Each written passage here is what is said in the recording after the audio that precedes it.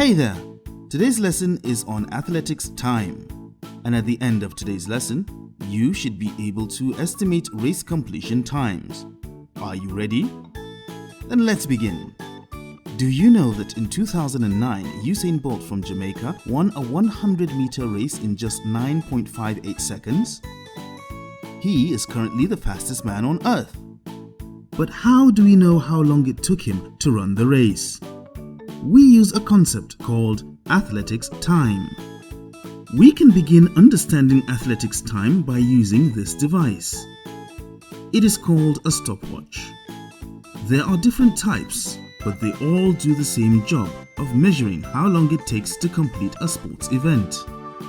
There are usually 4 parts of a stopwatch timer. The first number on the right is the millisecond counter. It counts milliseconds very fast until it reaches 1000 and starts again from 1. The second number is the seconds counter.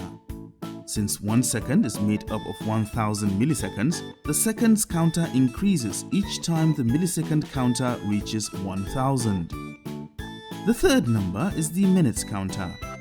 We know that 60 seconds make 1 minute, so the minute counter increases every time the seconds counter reaches 60.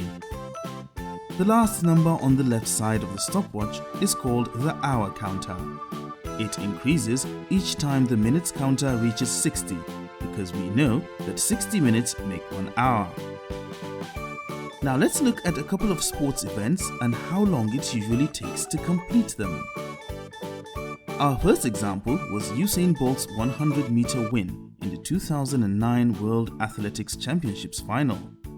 He completed the race in 9.58 seconds. Our second example is Blessing Okagbade's 200-meter win in the Commonwealth Games of 2014. She completed the race in 22.25 seconds. It is possible to complete short distance races in less than 1 minute, but longer distance races typically take much longer. For example, marathons, which are long distance races of about 42.195 kilometers, are usually completed in about 2 hours and above. The current world record time for men over the distance is 2 hours, 1 minute and 39 seconds. This record was set by Eliud Kipchoge from Kenya at the 2018 Berlin Marathon. Another example of a long distance race is the 10,000-meter race.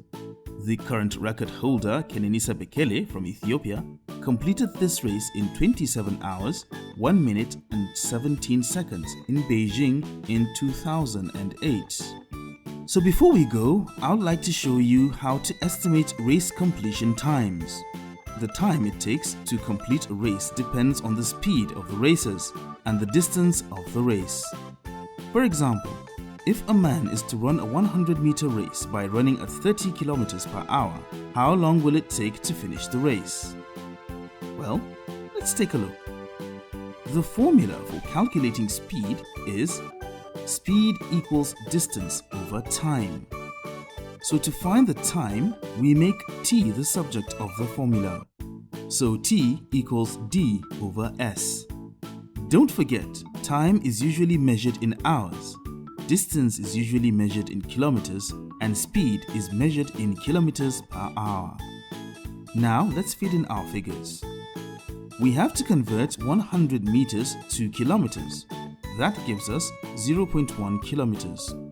So 0.1 divided by 30 is 0.0033.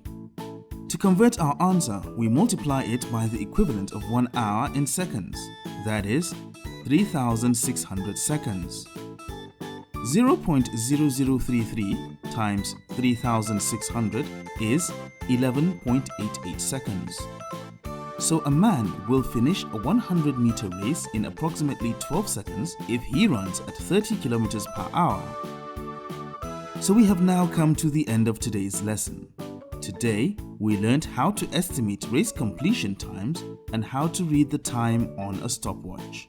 We also learned about the time it took a few athletes to complete a few sports events. And now, it's assessment time.